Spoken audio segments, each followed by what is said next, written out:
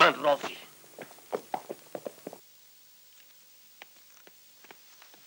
بفرما، بنشین. مای بیار. قرآن داری؟ قسم خور. قسم میخورم اگر از پادشاه و حکومت خراسان محضر گیرم، عهد و پیمانی را که با تو کردم به جا خواهم آورد.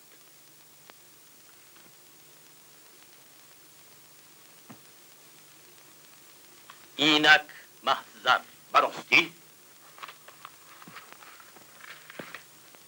محضری حقیقی، مهر پادشاه، من حاکم و سپهسالار خراسان. نگینه را بیار. نامزدش همین ساعت با گواهان خود می آید. عقد نکاحش را در همین جا می کنیم. آخر نامزد کیست؟ و این تو چی کار داری؟ آدم؟ اگر رودکی باشد من راضی نیستم، ولی که هم راضی نمی شود. تو قسم خوردی سهل. آخر اینقدر شتابکاری چه حاجت؟ عروس گریخته نمی رود. نه، باید این کار به هیچ تأخیر انجام یابد. اولین ارتیست خلقی SSR در تاجیکستان محمد جان قاسیموف می باشند. این عنوان بلند به این استاد سال 1941 به مناسبت دهه صنعت تاجیک در مسکو داده شده بود. من در حق این اکتور زبردستی هم تئاتر و هم سینمای تاجیک میخواهم یک چند سخن گویم. محمد جان قاسیموف سال 1907 در ناحیه ریشتان که در ازبکستان جایگیر است در عائله صحاف تولد یافتند. تمام وادی فرغانه در عصرهای گذشته از آن تاجیکان بود.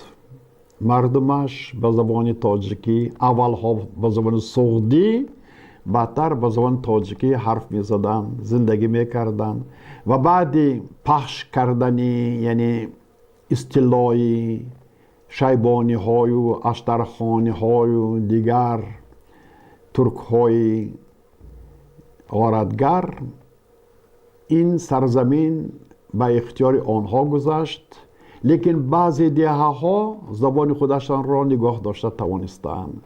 دهه ریشتان صاف تاجیکی بود. آنها با زبان تاجیکی گپ می‌زدند، حرف می‌زدند و حرکت می‌کردند که عنعنه‌های خودشان را فراموش نکنند. محمد جان قاسیموف بر محل از پدر جدا شد، لیکن وی الکی تا همین 9 سالگیش با کمک پدرش حروفات عربی را از خود کرد، حتی قرآن را پایان فراورد و بسیار کتاب‌هایی که در کتابخانه پدرش محفوظ بودند آنها را مطالعه کرده میتوانست. برای همین گفتن ممکن است که معنویات این پسرک از خردی انکشاف یافت. از خردسالی الکی و به ادبیات کلاسیکی تاجیک محبت ظاهر کرد. بسیار شعرها را از یاد میدانست و در مکتب کهنه هم تحصیل کرد و بعد در دوره شوروی در مکتب شوروی خواند، در تکنیکوم کوآپراتیو تحصیل کرد و از همه مهمش و به کارهای جمعیتی فعالانه شرکت می‌ورزید. از بس که نسبت به صنعت یک توجه خاصی داشت، از خردسالی موسیقی را بسیار دوست می داشت. نورمن اکانوم موسیقیچی همسایه‌شان را همین وقت گوش کرده می ایستاد. از آن کس دوتار نوازی یاد گرفتگی بود. همین جوان در دهه خودش یک دسته خودفعالیتی ساخت. همین دسته در طول 2-3 سال آوازه پیدا کرد. بسیار پیسه های یک پردگی و دو پردگی را نشان می دادن و آوازه محمد جان قاسیموف همچون راهبری بدیعی این دسته به گوش یک روزنامه نگار آواز تاجیک رسید و این روزنامه نگار و اساسگزار تئاتر تاجیک حامد محمودوف خبر داد که در همین دهه یک جوانی بسیار با استعداد کار میکند. خوب میشد که اگر شما او را به تئاتر خود دعوت میکردید. و حامد محمودوف از پی جستجوی محمد جان قاسموف شد، حتی به این دهه آمده با اداره های داخلدار گفتگو کرد، چون که هیچ کس این جوان با غیرت را از دهه خودش راندن نمیخواست. این خیلی آدما برای نشء و نمای فرهنگی کشور خودشان در کار بودند، لیکن وی آنها را باور کرده توانست و 12 ژانویه سال 1931 محمد جان قاسموف جوان 23 ساله در تئاتر نوبنیاد تاجیک همچون اکتور با کار قبول کرده شد. من همین طور فعالیت ایجادی این پسرک، این جوان خوشقد قامت و زیب آغاز یافت. آهسته آهسته در سپکتاکل ها و رول های خوب را اجرا کردن گرفت. البته آن سالها که تئاتر نو تأسیس یافته بود، هم از جهت مادی و هم از جهت تکنیکی بسیار دشواری ها را از سر میگذرانید. مهارت را از خود نمودن کاری دشوار بود. رژیسورهای گوناگون به جوان نو آمد درست سبق دادن نمی توانستند. یعنی یک چند سالها این در تکاپوی آموختن صنعت تئاتری و قوه های خود را آزمود و تنها از سالهای 1937 وقتی که در تئاتر استاد بزرگ پیدا شد و تعلیم و تربیه اکتور برای نظم مانده شد، آهسته آهسته محمد جان قاسموف کشاده شد.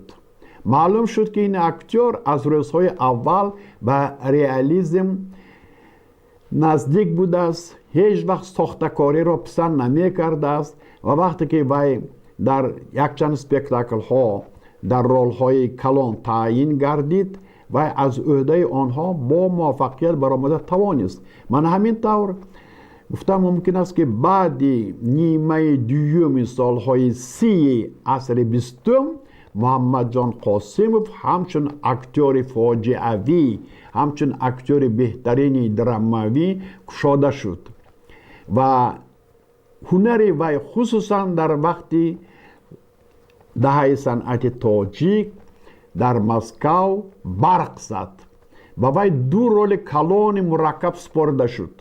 در کلتکداران سرخ نام درامای قهرمانی خلقی ساتم اولوغزاده و وی به محمد جان قاسموف رول بسمچی رحیم بیگ را سپاریدند. این تمثال ابراهیم بیگ بود که سال 1931 به کشور شوروی تاجیکستان استیلا نموده بود و خواست که این سرزمین را از آن خود کند، لیکن کلتکداران سرخ همراه ارمیای سوویتی همه یک جایه به این دشمن ضربه سخت دادند و دشمن را سرنگون کردند، ابراهیم بیگ را به دست گرفتند. این پیسه بار اول سال 1932 در صحنه گذاشته شده بود و مؤلفش ساتی حسین نام یک درامانویس ازبک بود و خودش در همین جنگ ها، در همین محاربه ها اشتراک کرده بود، همه واقعه ها را دیده بود، میدانست، لیکن مهارت که نداشت. پیسه و نهایت سوس بود و البته برای آفریدن ابرازی ابراهیم بیگ آن سالها تئاتر تیار نبود. اکنون وقتی که تئاتر اساسهای هنری اکتوری را از خود نمود، برای آفریدن ابراز حقیقی سردار بسمچی ها رحیم بیگ و می توانست اجرا کننده سزاوار را در این نقش به دست آورد و این اکتور محمد جان قاسموف بود. پیشتر بسمچی ها را به عقل خیلی بدکردار، ظالم، ترشروی نشان می دادند.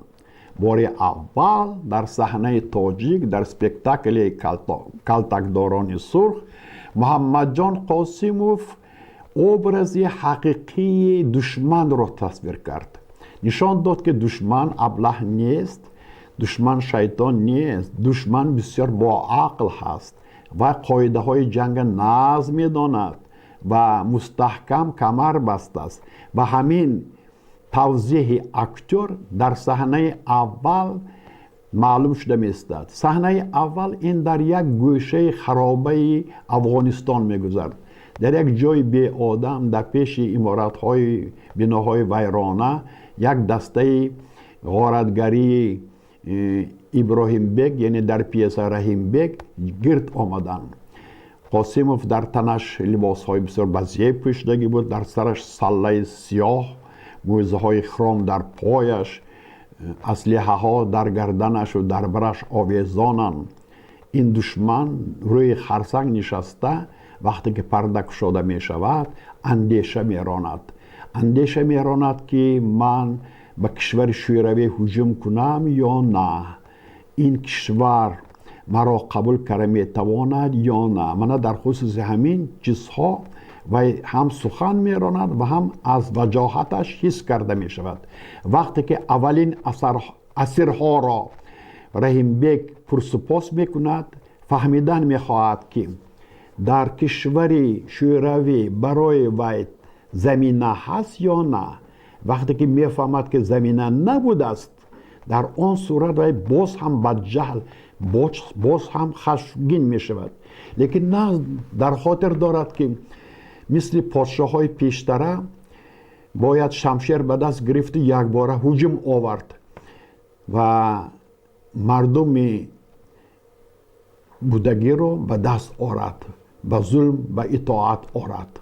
و همین طور هم قهرمان محمد جان قاسموف هجوم می آورد و در صحنه‌ای که ما می بینیم که وی در یک جای لانه خودش را گذاشته است و اسیرهای به دست آوردهش را پرسپاس می کند، می فهمد که متانت آنها نهایت زور بوده است و در همین لحظه ها دشمن حس می کند که در آینده غلبه به دست آورده نمی شود. خب همین طور در یک چند پارچه هایی که برای قهرمان وی پیشکش نموده شده بود، اکتور آیسته آیسته پسیخولوژی قهرمان خودش را گشوده داد و در خاتمه اسپکتاکل رحیم بیگ از بس که مغلوب می شود ضربه می خورد و در کوههای بلند تاجیکستان آواره‌گرد می شود.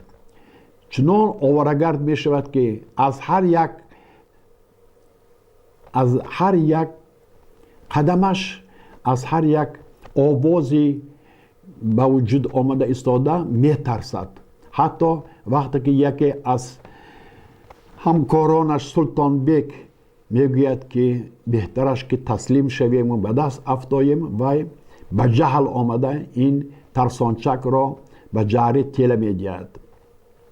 و وقتی که رحیم بیگ به دست می افتد و کلتکداران سرخ او را اسیر می گیرند و چشمانش را پایان فراورده هیچ به مغلوب شدن خود باور نمی کند. ولی که وقتی که سله‌اش از سرش می غلطد، در آن صورت وی حس می کند که این عادتی بسیار هم ناخوش است. یعنی اکنون من هیچگاه دیگر سر برداشته نمی توانم، اکنون من محکوم هستم.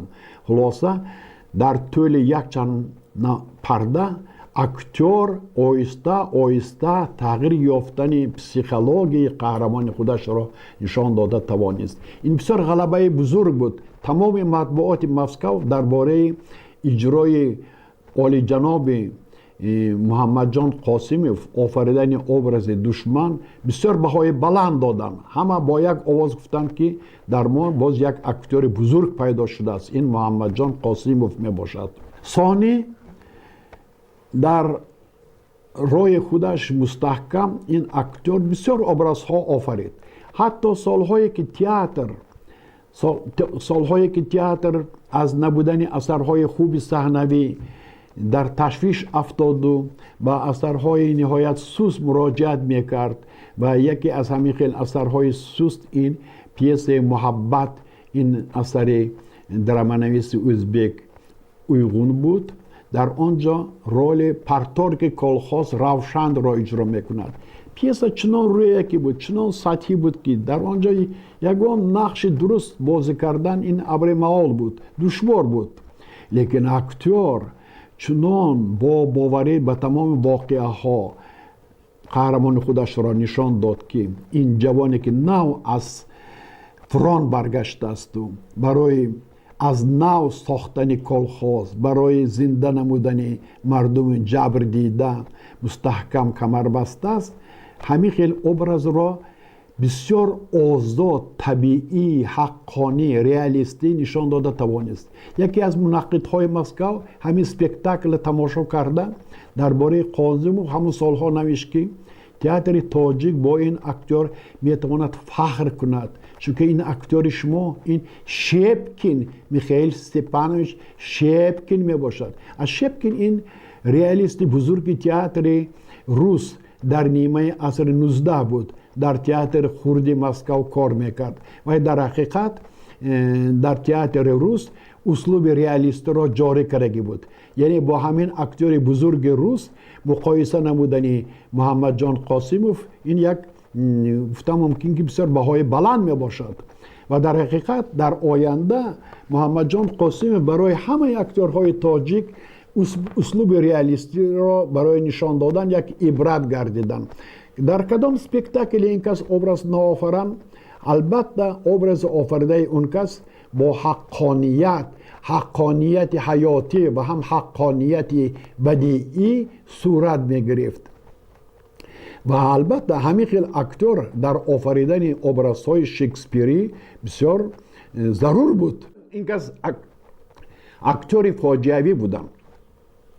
اکتور فاجعه‌ای هر کس شده نمیتواند. برای رول های فاجعه‌ای اجرا کردن و باید بسیار یک قلب بزرگ داشتنش در کار، بسیار یک حرارت کلان داشتنش در کار، از عهده افاده نمودن احساس‌های گرم و جوشان برآمده توان است و مهمش این که آواز داشتنش در کار. و محمد جان قاسموف اکتوری بودن که آوازشان بسیار مرغوله دار، آواز فارم، آواز غوث مردانه بسیار خوشنوا بود. وقتی که اون کس اوتل را اجرا میکردن و من گاه در کوچه های استالیناباد سیر میکردم و ناخواست از رادیو سپکتاکل اوتل را سال 1948 میشنوانیدن، آواز قاسموف را شنیده من به وجد می آمدم. اینقدر برا تلفظ، اینقدر تازه، اینقدر خوش آهنگ، هر یک کلمه، هر یک حرف به مغز دل جان تماشابین شنونده می رسد. من همین خیلی اکتور بزرگ البته در رول‌های فاجعه‌ای مهارت بزرگ نشان داده می تواند و برای همین هم سال 1957 وقتی که تئاتر به نام لاهوتی به دهه صنعت تاجیک در مسکو از نو تیاری دید، این دوم دهه بود، سال 1957 ماه اپریل برپا گردید، خواست که اهالی مسکو را با یگان اثر بزرگ شکسپیر در حیرت گذارد. همان سالها شاه در مسکو نشان داده نمیشد. این بسیار اثر مرکب از درامنویس انگلیس می باشد، لیکن تئاتر لاهوتی این را تیار کرد و نشان داد و بار اول مسکویچ ها در اجرای محمد جان قاسموف شاه را تماشا کرده بار دیگر باور کردند که این تئاتر در گذاشتن همین خیل اثرهای مرکب از عهدهش برآمده میتوانسته. همه گازیته ها، مجله ها بهای بسیار بلند دادن. حتی در کتاب شکسپیر на советской сцене همین خیل یک اثر سوفیا نیلز در آنجا اجرای رول شاه لیر محمد جان قاسموف نهایت مفصل تحلیل یافته است و بسیار بهای بلند داده شده است. و این دختر ماست؟ بس کنید، بیایید مراجعت نمایید به عقل سالم که آن را دارید. دست بردارید از آن کردارهایی که شأن شما را پر. لیر مگر این طور راه می رود؟ گپ می زند این طور؟ چشمش کجاست؟ کی میتواند گوید من کیم؟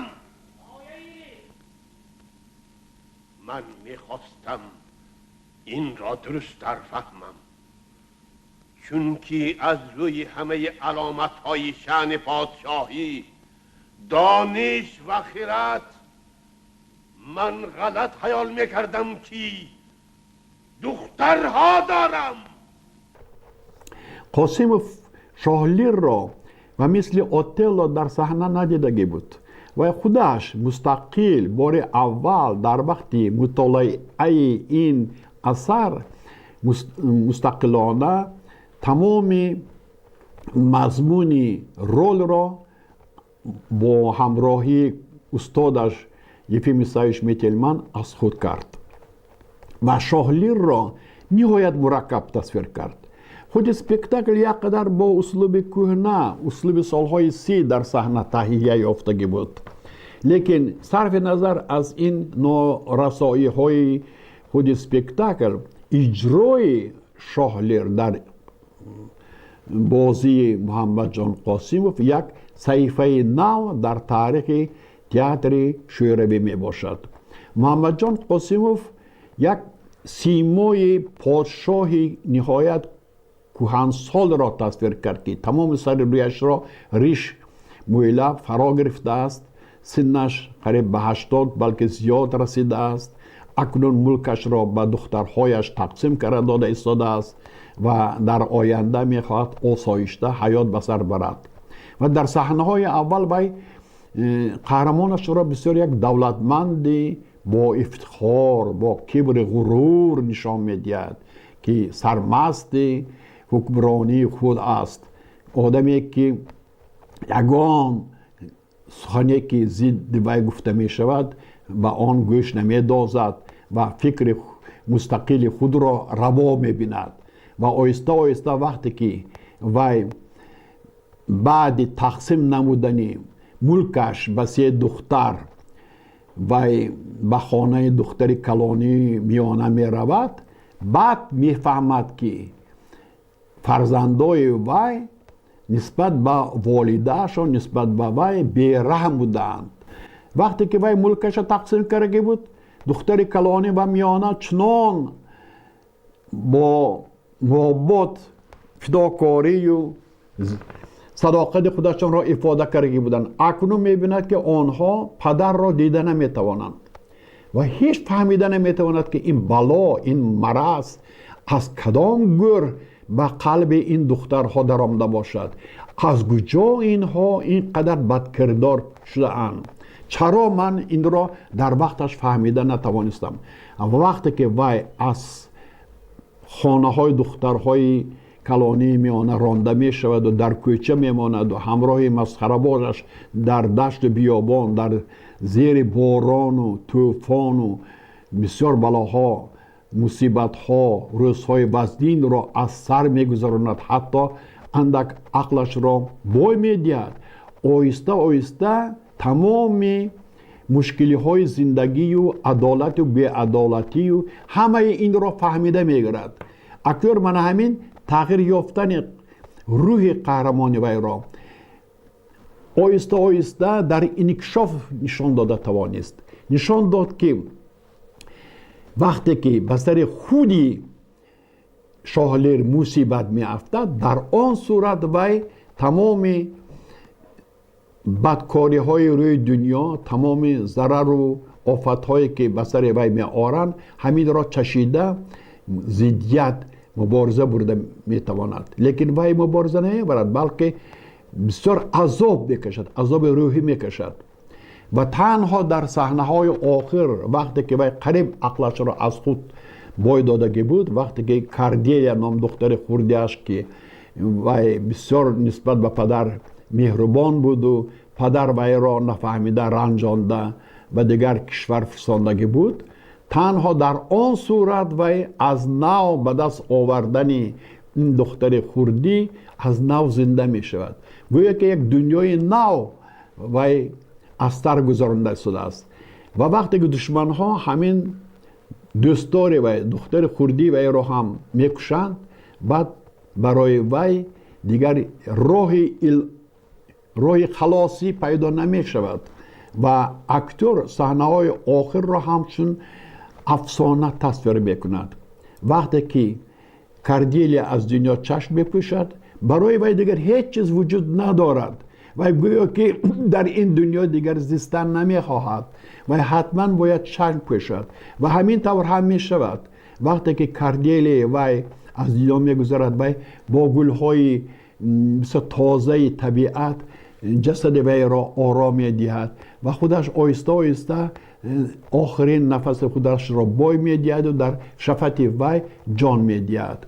من همین خیلی یک ابرز برجسته فاجعه‌ای را به دست آوردن این بسیار کاری دشوار بود، لیکن اکتور فاجعه‌ای محمد جان قاسموف از عهده همین بار گران، از عهده همین وظیفه مرکب برآمده توانست. برای همین هم وقتی که سال 1956 سینمای تاجیک از نو کار خودش را آغاز می‌نماید و برای به نوار گرفتن یک قدر فیلم ها تیاری می‌بیند، آنها به محمد جان قاسموف مراجعت میکنند و این اکتور را در سینما هم استفاده میبرند. فکر و خیالتان همه درباره کنیزک؟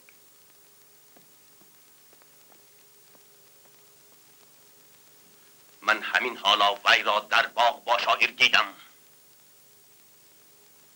اگر این راست باشد به خدا قسم که من وی را کنیزک کورنمک شما را بسیار درد سر میدهد. من وی را به دیه میفرستم. بیگذار شاله کارد. چی لازم؟ بهتر است که وی را به من فروشید. عوضش چی میدهید؟ هر چی خواهید. خوب، شما در بخارا کاروانسرای دارید، در سمرقند حمام. هر یک از آن شما. این کم است. کم؟ خراج یک دهی من هم از آن شما. این هم کم. ملیکه مهربان، خیر خراج دو ده از آن شما. باز شما در مرو آسیا دارید؟ آسیا؟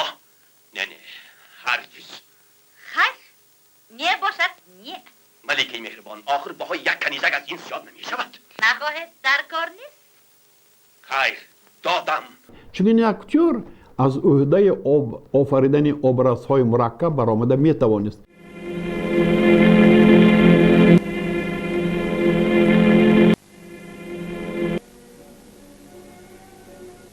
Helinus akan tidak tibia.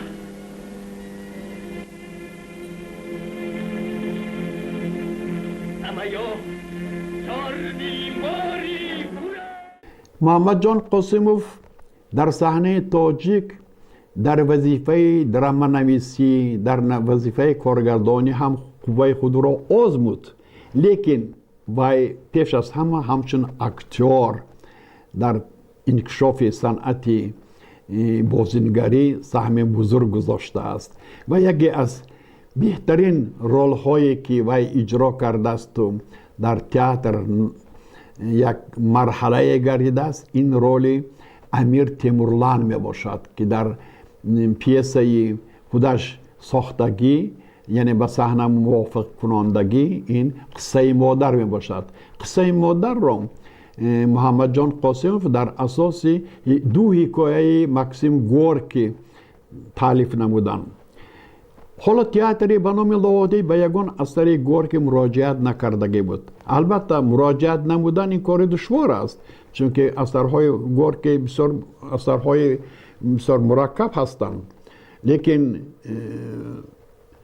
قاسموف مراجعت را از موافق کنندن همین دو حکایه سر کرد و قصه مادر در صحنه تاجیک بسیار موفقیت کلان پیدا کرده بود. در قصه مادر نقل کرده می شود که یک زن پسرش را گم کرده است و برای بعد از کفتکوب پسرش، بعد از آوردن نام و نشان وی، بسیار کشورها را طی کرده است و اکنون به همین کشور کشور آسیای مرکزی آمده است و در نزد تیمورلنگ پیدا شده است و از وی میخواهد طلب کند که به جستجوی پسر وی یاردم کند. قاسموف نقش تیمورلنگ را اجرا کرده در تخت نشسته است. تمام سپکتاکل همین خیلی ساخته شاه همیشه در تخت نشسته است و نهایت قواخش گرفتگی، نهایت چهرهش تیره، کم گپ میزند، کم حرکت میکند، ولی در وقتی که وی با این زنی مشت پر، با این زنی بسیار عذابها را از سر گذراندگی وا میخورد، نقل وی را میشنود. همین خیل وی به این بانو دقت میکند و سرگذشت وی را گوش میکند که آهسته آهسته در قلب وی مهر انسانی پیدا میشود. چنان این مهر انسانی اوج میگیرد که وی از تخت میفراید و در پیش این زن خم شده قهرمانی این بانو را دیده به سر وی تعظیم میکند، فخر میکند که مادر در جستجوی فرزندش اینقدر قهرمانی جسارت پیدا کرده است و پسر که ها فوتیده خودش را به خاطر آورده یک حسی پدری، حسی گفتم ممکن که یک انسانی پیدا می شود. اکتور من همین تولید یافتن حس انسانی را در وجود قهرمان خودش بسیار ناس ifade کرده توانستگی بود. محمد جان قاسموف نسبت به دیگر اکتورها بسیار اسلوب خاصی داشتند. اون کس در صحنه هیچگاه حرکت زیادتی را روا نمیدیدند. همه وقت کم خرج بودند.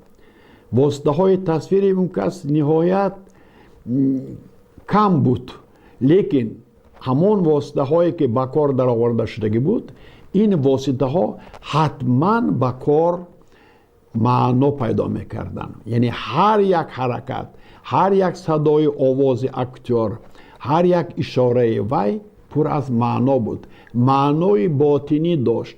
من همین یک اسلوب خاص برای این اکتور بسیار ضرور بود، بسیار مهم بود. این اسلوب وی می باشد. بغیر از این اسلوب دیگه اسلوب را پسند هم نمی کرد. لیکن همین اسلوب برای آفریدن obraz، برای آفریدن سیماهای گوناگون بگذار وی انگلیس یا اینکه تاجیک یا اینکه ترکمن یا اینکه ازبک یا اینکه دیگر ملت باشد، لیکن حتما برای کشادن معنای باطنی قهرمان حتما کمک برسان. من برای همین هم این اکتور در تاریخ تئاتر تاجیک بسیار سهم بزرگ گذاشتگیم. گفتن در کار که هر یک اکتور بزرگ حتما وقتی که وی پیدا می شود وی برای دیگران نمونه می شود. محمد جان قاسم برای بسیار اکتورهای نه اینکه پایتخت بلکه تئاترهای مضافات نمونه بودن. اون کس نشان میدادن که چخیل مهارت به دست آوردن در کار، چخیل obraz آفریدن در کار و برای ifade نمودن این obraz در اجرای محمد جان قاسموف سخن بسیار اهمیت کلان داشت. هر یک کلمه بسیار برا شنیده میشد، هر یک کلمه معنا داشت و معنای تحتانی هر یک عباره را برای تماشابین رساندن، کشادن برای اکتور این نه اینکه تکنیک بلکه این زحمت بسیار دور و دراز طلب میکند و محمد جان قاسموف همیشه برای ifade متن اثر بسیار اعتبار جدی میدادن. باز یک اسلوب خاص اون کس این رومانتیک می باشد. اکتورهای تاجیک با اسلوب رومانتیک بسیار شوق و هوس دارن، لیکن قاسموف رومانتیک را یعنی اندک بالا بردار نبودنی روی قهرمانی، اندک آینده را با قسمت قهرمان ifade نمودن این بسیار ضرور بود و رمانتیکی قاسموف این رمانتیکی بسیار شاعرانه بود یک قدر آهنگ همین خیلی شاعرانه پیدا میکرد و برای تماشابین این هم بسیار مهم می باشد. بسیار رول هایی که محمد جان قاسموف در تئاتر به نام لاهوتی آفریدند آنها نه اینکه با واسطه مضمون و با واسطه برجستگی خود در پیش نظر تماشابین اهمیتی بلند پیدا کردند بلکه برای انکشاف دادن مهارت اکتیوری برای همه سبق بودن. خصوصا وقتی که سال 1961 در هیئت ایجادی تئاتر به نام لاهوتی یک گروه که کلان ختم کنندگان استودی تاجیکی انستیتوت دولتی تئاتری به نام لوناچارسکی وارد گردیدند قاسموف از آمدن این جوانها بسیار خرسند بودند که نسل نو عنعنه تئاتر نو تشکیل یافته آنها را ادامه خواهند داد و برای همین هم قاسموف و این جوانها امید بخشیدند و همراه آنها در صحنه بازی میکردند. رول هایی که اون کس همراه جوانها بازی میکردند چندان کلان نبودند لیکن خود پیدا شدن همین استاد در صحنه خود پیدا شدن همین قهرمان اون کس در صحنه این برای همه عبرت بود. ناز در خاطر دارم سال 1961 تئاتر تبادلات نام پیسه بسیار خوبی بوریس لاورینیوف را در صحنه گذاشت به زبان تاجیکی. محمد جان قاسموف رول کاپیتان برسنف را اجرا کردند. برسنف این یک افسری حربی روس می باشد که در دوره پادشاهی خدمت کرده است. البته پسیکولوژی و جهانبینی و کردوکار وی این در دوره گذشته تشکل یافته است. اکنون که ماتراس ها یک تبادلات نو را جاری کرده ایستادند میخواهند دنیای نو را جاری کنند وی دودیل است نمیداند به کدام طرف مایل پیدا کند. من همین شبهه و همین حالتهای روحی قهرمان را در صحنه نشان دادن به کدام طرف مایل پیدا کردن افسری کهنسال روس را نشان دادن برای اکتوری که از این ساحه خیلی دور بود بسیار مرکب بود لیکن اکتور از عهده این وظیفه برآمده توانست.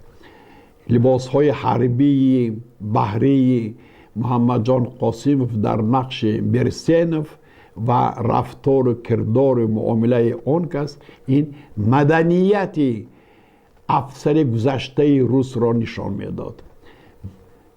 کم خرجی و با عقلی و ذوق بلند وی را تصویر میکرد. برای همین هم اجرای رول برسنف در تاریخ تئاتر تاجیک این یک گفتم ممکن که یک نویگری بود و جوانها از مهارت آن کس بهره می بردند و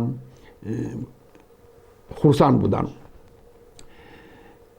سال 1971 محمد جان قاسموف از فشار خون سخت ضربه خوردند و 5 ایولی سال 1971 آن کس از دنیا گذشتند. تلفات چنین اکتوری بزرگ برای همه اهل صنعت و تماشابینان این بسیار یک غم کلان بود که ما این را پس سر نمودیم. لیکن عنعنه های محمد جان قاسموف حالا هم در صحنه ما زنده است.